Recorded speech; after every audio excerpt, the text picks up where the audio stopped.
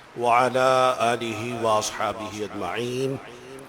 جزا الله عنا سيدنا ومولانا محمدا صلى الله عليه وسلم ما هو أهله. اللهم صل على سيدنا ومولانا محمد وأنزله المقعد المقرب عندك يوم القيامة.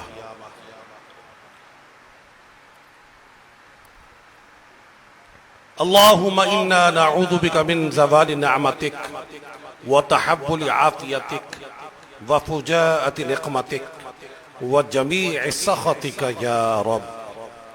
اللهم إنا نعوذ بك من جهد البلاء ودرك الشقاء وسوء القضاء والشماتة الأعداء. اللهم إنا نعوذ بك من الهم والحزن ونعوذ بك من العجز والكسل ونعوذ بك من الجبن والبخل ونعوذ بك من غلبة الدين وقهر الرجال. اللهم أحسن عاقبتنا في الأمور كلها وأجرنا من خزي الدنيا وعذاب الآخرة. اللهم ربنا آتنا في الدنيا حسنة وفي الآخرة حسنة وقنا عذاب النار. يا أرحم الراحمين يا أرحم الراحمين يا أرحم الراحمين. يا ربنا يا ربنا يا ربنا يا ربنا يا ربنا يا الله يا رحمن يا رحيم يا بديع السماوات والأرض يا ذا الجلال والإكرام.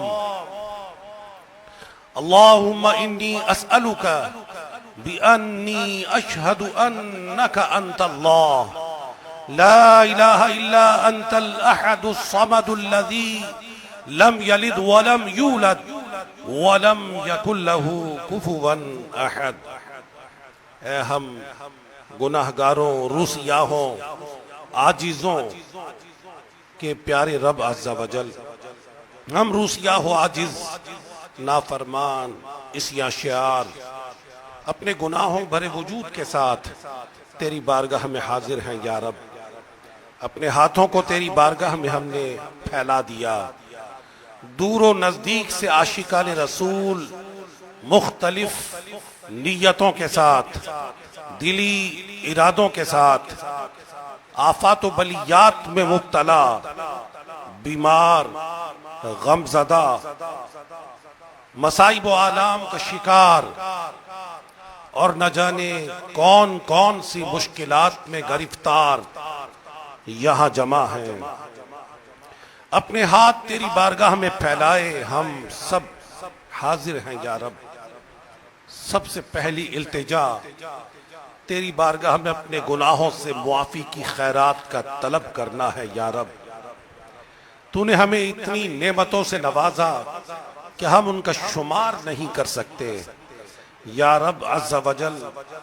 دنیا کی کوئی نعمت ایسی نہیں ہے کہ جو تیری عطا کردہ نعمتوں کا قائم مقام ہو. ہمیں دیکھنے کی طاقت تو نے اپنے کرم سے بخشی لیکن ہم اس کی قدر نہ کر سکے. سوچنے سمجھنے کی صلاحیت دی، ہم قدر نہ کر سکے. تو نے ہمیں اعضائے بدن سے نوازا، اے مالک ہم ان کی قدر نہ کر سکے. تو نے اپنے کرم سے پیارے حبیب مکرم صلی اللہ علیہ وآلہ وسلم کا ہمیں امتی بنایا، ہم قدر نہ کر سکے. ہم تیری عبادت میں اپنے قلوب و اذہان کو مصروف نہ کر سکے. ہم نمازوں میں کوتاہیاں اور تیرے فرامین پر عمل کرنے میں بہت سستیوں اور کوتاہیوں کا شکار رہے. اے مولا اپنا کرم کر دے. ہمارے گناہ آلود ہاتھوں کو نہ دیکھ. اے مالک کریم ہمارے اعمال کو نہ دیکھ. تجھے تیری رحمت واسعہ کا واسطہ، مغفرت اور بخشش کا پروانہ ہم گناہگاروں کو اپنے کرم سے عطا فرما دے. یا رب ہم سب کو بے حساب بخش دے. اپنے کرم سے لمحہ بھر کے لیے بھی داخل جہنم نہ کرنا یا رب. اپنا کرم کر دے. ہم بہت کمزور و ناتوا ہیں. آج معمولی گرمی پڑ جائے ہم پریشان ہو جاتے ہیں, معمولی اندھیرا چھا جائے ہم پریشان ہو جاتے ہیں. لیکن اگر ہمارے گناہوں کے سبب تو ہم سے ناراض ہوا اور ہماری قبروں میں جہنم کی آگ بھڑکا دی گئی تو راہ فرار نہ مل سکے گا یا رب. ہم بہت کمزور و ناتوا ہیں, ہمارے حال زار پر رحم فرما یا رب, رحم فرما. اے مالک کریم, تجھ سے اپنے گناہوں کی معافی کے ملتجی ہیں, ہمارے گناہوں کو اپنے کرم سے معاف کر دے. ہم نیک بننا چاہتے ہیں یا رب, نیک بننا چاہتے ہیں. ہم نے کوششیں کی نیک بننے کی, ارادے کیے, ذہن بنائے, لیکن نیک بن نہ سکے. دعوت اسلامی کے دینی ماحول میں نہ جانے تیرے کتنے بندے آئے جنہوں نے زندگی کے جداول کو بدل لیا, جنہوں نے انداز زندگی کو بدل لیا, تیرے مقبول بندوں میں شامل ہو گئے. نہ جانے تیرے کتنے بندے نمازی بن گئے, نہ جانے تیرے کتنے بندے تلاوت قرآن کے عادی بن گئے, نہ جانے کتنے بندے تہجد گزاری کے پابند بن گئے, نہ جانے تیرے کتنے بندے ایسے کہ جو تیرے حقوق کو پورا کرنے والے بن گئے, نہ جانے تیرے کتنے بندے ایسے ہیں کہ جو پہلے معاشرے کے لیے ناسور بن چکے تھے, آج معاشرہ ان پر فخر کرتا ہے. اے کریم, تیرے کئی بندے بدل گئے مگر ہم نہ بدل سکے. تیرے کئی بندے تیرے پیاروں میں شامل ہو گئے لیکن ہم تیرے پیاروں والے اعمال نہ کر سکے, تیری بارگاہ میں سچی توبہ نہ کر سکے, اپنے گناہوں پر شرمندہ ہیں یا رب. ہمارے گناہوں کی کثرت کو نہ دیکھ, پیارے حبیب مکرم صلی اللہ علیہ وآلہ وسلم کی شب بیداریوں کا واسطہ ہم سے راضی ہو جا یا رب. ہمارے گناہوں کو اپنے کرم سے معاف کر دے یا رب, معاف کر دے. ہمیں اپنی زندگی قرآن و سنت کے مطابق گزارنے کی توفیق عطا کر دے. ہم اپنا کوئی لمحہ بھی ضائع نہ کریں, زندگی کے شب و روز تیری اطاعت میں گزار دیں. اے مالک, ہم سنتوں کے پابند بن جائیں, ہم فرائض کے پابند بن جائیں, ہم تیرے پسندیدہ بندوں میں شامل ہو جائیں. زندگی کی شام ڈھلتی چلی جا رہی ہے یا رب, اپنا کرم کر دے. نہ جانے کتنوں کو قبرستان تک چھوڑ کر آئے, ہم غافل ہو گئے. ہمارے کتنے بزرگ دنیا سے چلے گئے, ہمارے کتنے دوست دنیا سے چلے گئے, ہمارے کتنے چاہنے والے دنیا سے رخصت ہو گئے, ہم غافل رہے. اے مالک کریم, ہمارے دلوں کو خواب غفلت سے بیدار کر دے, ہمارے دلوں کو اپنی طاعت کی طرف مائل کر دے. اے مالک کریم یا ارحم الراحمین, ہم سے صدا کے لیے راضی ہو جا یا رب, راضی ہو جا. ایسا راضی ہو کہ پھر ناراض نہ ہونا. تجھے حضرات انبیاء علیہ السلام کی عبادتوں کا واسطہ, ان کی ریاضتوں کا واسطہ, اور سید العابدین رسول مقبول صلی اللہ علیہ وآلہ وسلم کی مقبول عبادتوں کا واسطہ یا رب, ہم سے صدا کے لیے راضی ہو جا. تلاوت قرآن کی توفیق عطا فرما, سجدوں کی لذتیں عطا کر دے یا رب, گناہوں سے بچنے کی توفیق عطا کر دے. ہمیں نیکیاں کرنے والا بنا دے, نیکی کی دعوت کو عام کرنے والا بنا دے, گناہوں سے بچنے والا بنا دے, اور لوگوں کو بچانے کی توفیق عطا کر دے. دعوت اسلامی کے دینی ماحول میں اور شیخ طریقت امیر اہل سنت کے فرامین پر عمل کرنے میں ہمیں استقامت کی خیرات عطا کر دے یا رب عز و جل. ان کے بتائے ہوئے طریقوں کے مطابق ساری دنیا میں اپنے دین کی دعوت کو عام کرنے کی توفیق عطا فرما، تلاوت قرآن کی مہم کو عام کرنے کی توفیق عطا فرما، ہمیں تلاوت قرآن کا پابند بنا دے، ہمیں گناہوں سے بچا، لوگوں کو بچانے کی توفیق عطا فرما۔ یا رب ہم بدلنا چاہتے ہیں، یا رب ہم نیک بننا چاہتے ہیں، ہم تلاوت قرآن کے عادی بننا چاہتے ہیں، ہم اپنی آخرت کو بہتر بنانے والے اعمال کرنا چاہتے ہیں، ہم نیک اعمال کے پابند ہونا چاہتے ہیں، ہم نفس و شیطان کے واروں سے بچنا چاہتے ہیں، ہم کمزور و ناتواں ہیں۔ یا رب تیرے کرم کے بغیر نہ بدل سکیں گے، اپنا کرم کر دے، بچا لے، ہمیں اعمال صالحہ کا پابند بنا دے، اے مالک کریم نیک اعمال کا پابند بنا دے، ہمیں قافلوں کا پابند بنا دے، ہمیں نماز پنجگانہ با جماعت تکبیر اولیٰ کے ساتھ مساجد میں پڑھنے والا بنا دے، ہمیں فرائض کی پابندی کی توفیق عطا کر دے۔ یا رب ہمیں واجبات کا پابند بنا دے، ہمیں سنت محبوب صلی اللہ علیہ وآلہ وسلم کا عامل بنا دے، ہمیں عاشق سنت بنا دے۔ یا رب عز و جل اپنا کرم کر دے، ہم سنتوں کے محب بن جائیں، ہم سنتوں کے عاشق بن جائیں، ہم فکر دنیا کی بجائے فکر آخرت میں کھلیں، ہماری سوچیں صرف دنیا نہ ہو، ہماری سوچوں میں آخرت آ جائے۔ اے مالک کریم یا ارحم الراحمین اپنا کرم کر دے، یا رب اپنا کرم کر دے، اپنا کرم کر دے۔ یا رب ہم تیری بارگاہ میں ملتجی ہیں، جس بندے کی دعائیں تیری بارگاہ میں مقبول ہیں، جس بندے کی الہا و زاری تیری بارگاہ میں مقبول ہے، جس بندے کی مناجات تیری بارگاہ میں مقبول ہے، جس بندے کی تلاوت قرآن کرنا تیری بارگاہ میں مقبول ہے، جن بندوں کے سجدے تیری بارگاہ میں مقبول ہیں، جن بندوں کے آنسو تیری بارگاہ میں مقبول ہیں، جن بندوں کا تیری بارگاہ میں ہاتھ اٹھانا مقبول ہے، یا رب ان مقبولان بارگاہ کا واسطہ،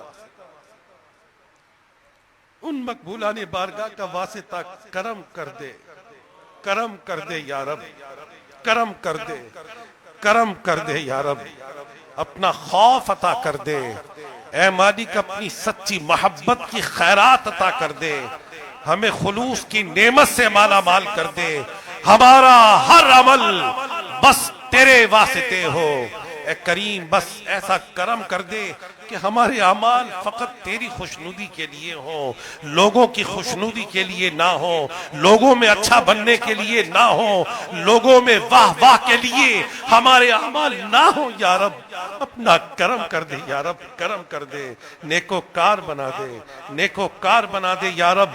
جو انداز تیرے مقبول بندے شیخ طریقت امیر اہل سنت نے دیا، اے مالک کریم اس انداز کے مطابق ہمیں ساری دنیا میں سنتوں کا ڈنکا بجانے کی توفیق عطا فرما، مدرسے بنانے کی توفیق عطا فرما، اور مساجد بنانے کی توفیق عطا فرما، اسلامک سینٹرز بنانے کی توفیق عطا فرما، اصلاح کے ادارے بنانے کی توفیق عطا فرما، نو مسلموں کو اسلام سکھانے کی توفیق عطا فرما، ہم سب کو اپنے دین پر استقامت کی خیرات عطا فرما۔ یا رب اپنا کرم کر دے، ہمارا خاتمہ بالخیر کرنا یا رب، برے خاتمے سے محفوظ رکھنا، اے مالک کریم برے خاتمے سے محفوظ رکھنا، شیطان کے واروں سے بچا کر رکھنا، اپنا کرم کر دے۔ یہ دعائیں یہ التجائیں اپنی بارگاہ میں قبول فرما، تمام ممالک اسلامیہ کی سرحدوں کی حفاظت فرما، تمام علماء و مشائخ کی،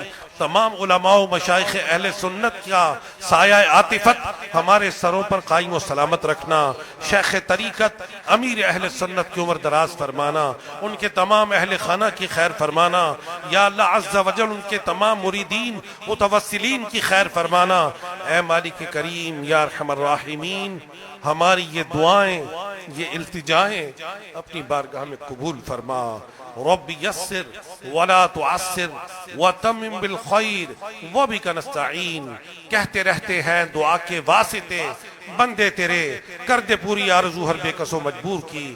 ان اللہ و ملائکتہ یصلون علی النبی یا ایہا الذین آمنوا صلوا علیہ وسلموا تسلیما. صلی اللہ علی النبی الامی وآلہ صلی اللہ علیہ وسلم. صلاة و سلاما علیک یا سیدی یا رسول اللہ. سبحان ربک رب العزت عما یصفون وسلام علی المرسلین والحمد للہ رب العالمین.